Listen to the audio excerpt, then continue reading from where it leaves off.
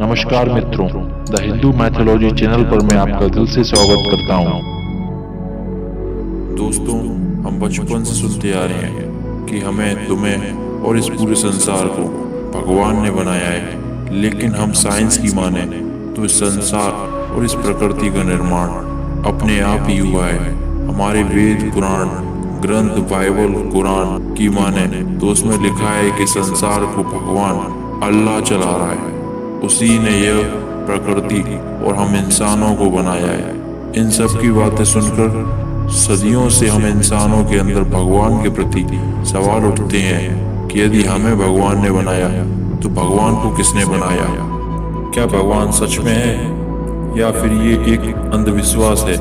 लेकिन यही बात हम कॉमन सेंस से सोचें तो यही हम सोचेंगे कि किसी भी चीज को बनाने के लिए एक क्रिएटर की जरूरत होती है। जैसे buildings, satellite, cars and mobiles बनाने के पीछे हम इंसानों का हाथ होता है।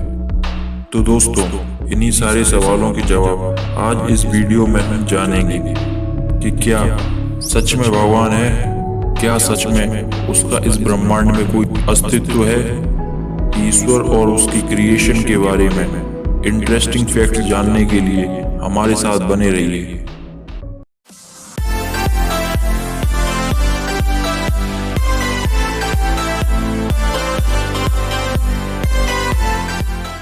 दोस्तों, इस सवाल का जवाब हमें दो तरह से मिलता है। पहला है साइंटिफिक और दूसरा है रिलीजियस। दोस्तों, साइंटिस्ट के हिसाब से किसी भी चीज को एकदम सही से बनाने के लिए एक क्रिएटर की जरूरत होती है। लेकिन जब फेमस साइंटिस्ट स्टीफन हॉकिंग से जब पूछा गया कि उनके मुताबिक क्या भगवान है, किसने हमें बनाया, तब उनका कहना ये था कि ये सृष्टि बिग बैंग से शुरू हुई और फिर धीरे धीरे हमारा सोलर सिस्टम, हमारा यूनिवर्स और हमारी अर्थ का निर्माण हुआ। और उनका मानना था कि संसार में भगवान एग्जिस्ट ही नहीं करते, भगवान जैसी कोई चीज ही नहीं होती। दोस्तों, स्टीफन हॉकिंग या साइंटिस्ट ये सब इंसान ही होते हैं। साइंटिस्ट ने हमें नहीं बनाया, बल्कि हम ही साइंटिस्ट बनते हैं। साइंटिस्ट भी वही बताएंगे जो हम देखते हैं, समझते हैं, महसूस करते हैं। दोस्तों, हम इंसान जानवरों से ज्यादा बुद्धिमान तो हैं, लेकिन हमारी क्षमता उतनी भी नहीं है कि हम उस परमात्मा को देख सकें। भगवान ने इस संसार में प्रत्येक चीज व्यवस्था से बनाई है, चाहे वो हमारी पृथ्वी हो या प्रकृति हो या खुद हम। हर चीज व्यवस्थित तरीके से बनी है और चल रही है।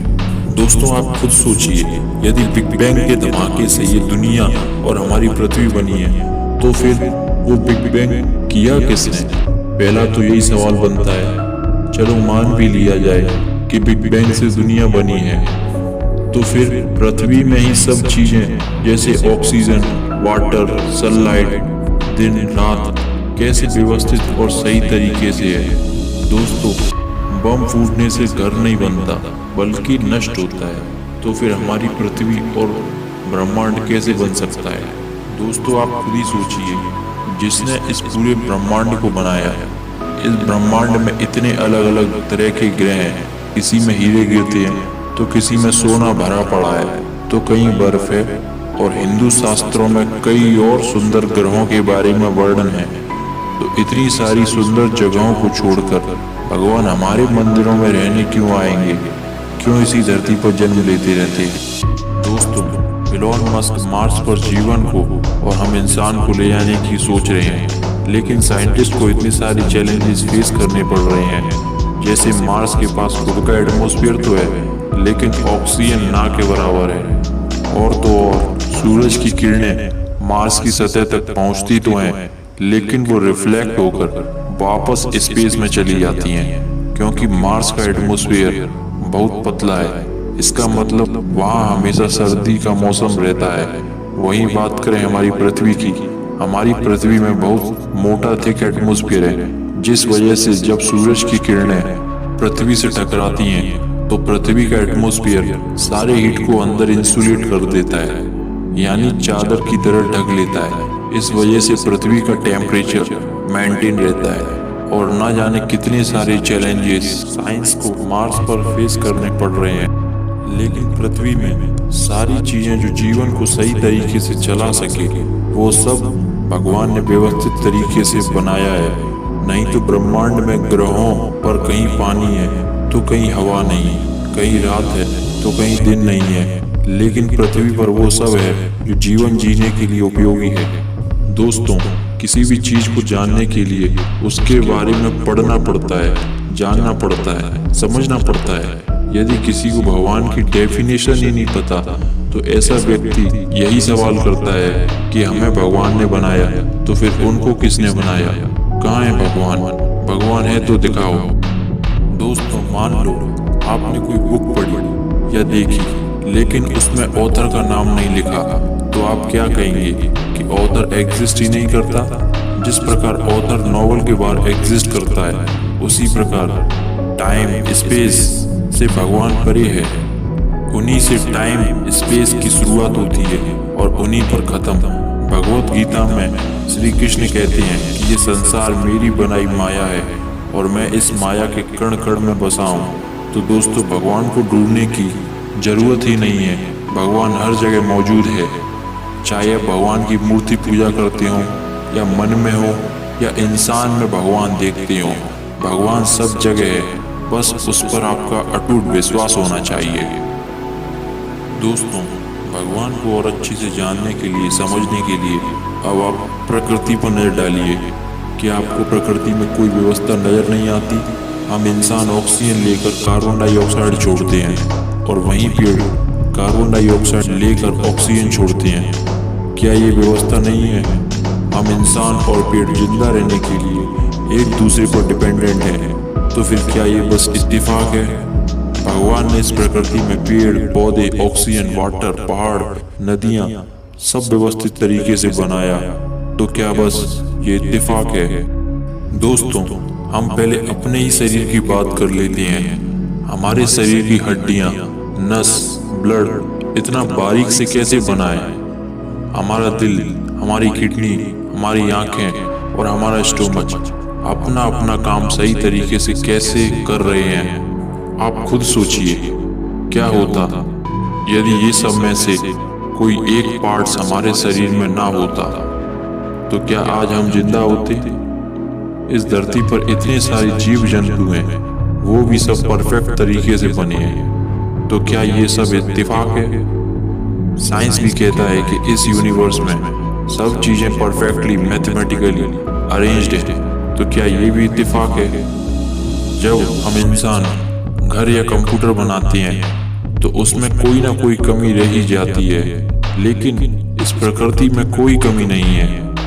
अब कुछ लोग कहेंगे कि मान लिया हम इंसानों को भगवान ने बनाया, तो सवाल ये उठता है कि फिर भगवान को किसने बनाया? दोस्तों, सवाल का जवाब जानने से पहले इधर देखिए। ये हमारी पृथ्वी है जिसका डायमीटर 13,000 किलोमीटर है। पृथ्वी से बड़ा नेपच्यून प्लैनेट है, फिर नेपच्यून से बड़ा है यूरेनस, उसके बाद सैटर्न जो कि यूरेनस से भी बड़ा है। फिर बात करते हैं हमारे सूरज की, वो बाकी ग्रहों से बड़ा है, और न जाने कितने और बड़े सितारे हैं जो हमारे ग्रह से बहुत बड़े हैं। अब जरा इस ब्रह्मांड में देखिए, हम इंसान की औकात क्या है, हम इंसान का इस ब्रह्मांड में वजूद क्या है। इस ब्रह्मांड में लाखों अरबों खरबों सितारे हैं। ये है हमारा गैलेक्सी, ये खरबों सितारे मिलकर बनाते हैं एक गैलेक्सी, जो कि हमारा आकाश गंगा है, हमारी मिल्की वे गैलेक्सी। हमारी मिल्की वे गैलेक्सी जिसकी सीमा अपार है, जो कि बहुत बड़ा है, जिसमें खरबों सितारे, अरबों सितारे हैं, और न जाने ऐसे कितने गैलेक्सी और ब्रह्मांड में हैं। करोड़ों गैलेक्सी को मिलाकर बनता है हमारा ब्रह्मांड। और इतना ही नहीं, आप इस वक्त जो अपनी स्क्रीन में देख रहे हैं, ये है हमारा यूनिवर्स, एक बॉल। और इतना ही नहीं, न जाने अपने यूनिवर्स की तरह हजारों लाखों करोड़ों की संख्या में यूनिवर्स हैं, और ये जो करोड़ों की संख्या में यूनिवर्स मिलाकर बनाते हैं एक मल्टीवर्स। और क्या पता इन मल्टीवर्स के ऊपर एक सुपरवर्स हो जिसमें करोड़ों मल्टीवर्स हो। अब यहाँ से माइक्रोस्कोप लगाकर हमें तो छोड़ो पृथ्वी को भी देखा जाए तो नहीं दिखने वाली। कभी सोचा है कि कैसे आया होगा? कहाँ से आया होगा? इतना बड़ा स्पेस कैसे चल रहा है? हम सब ने बचपन में एक थ्योरी पढ़ी थी कि इंसान बंदर में से आया है। तो फिर ये बताओ, जब सब इंसान बंदर में से आए हैं तो फिर सारे बंदर इंसान क्यों नहीं बन गए? कभी सोचा है क्यों बंदर की इतनी सारी प्रजातियां हैं? क्यों गाय की, कुत्ते की और अन्य जानवरों की प्रजातियां हैं लेकिन इंसान की नहीं? दोस्तों, मानो या ना मानो, इस यूनिवर्स में ऐसी बहुत सारी बातें हैं जो हमें सोचने पर मजबूर करती हैं कि भगवान है या नहीं। इस बात का जवाब किसी के पास नहीं है, और जिसके पास है वो इंसान दुनिया में नहीं है। जिस तरह जिसने भूत को देखा वो इस दुनिया में नहीं रहा, और जो बच गया उसकी बातों पर लोग बिलीव नहीं करते। दोस्तों, श्री कृष्ण भगवत गीता में कहते हैं कि ये दुनिया उल्टे वृक्ष की तरह है, जिसमें फल नीचे की ओर लगते हैं और वृक्ष की जड़ ऊपर होती है। दोस्तों, आप श्री कृष्ण की इस बात को समझ गए होंगे कि हम पृथ्वी, ग्रह, ये सब वृक्ष के फल हैं, और जो इस संसार को चला रहा है वो वृक्ष की जड़ की तरह सबसे ऊपर है। दोस्तों, वेदों में 64 आयामों का वर्णन है जो साइंस के परे है।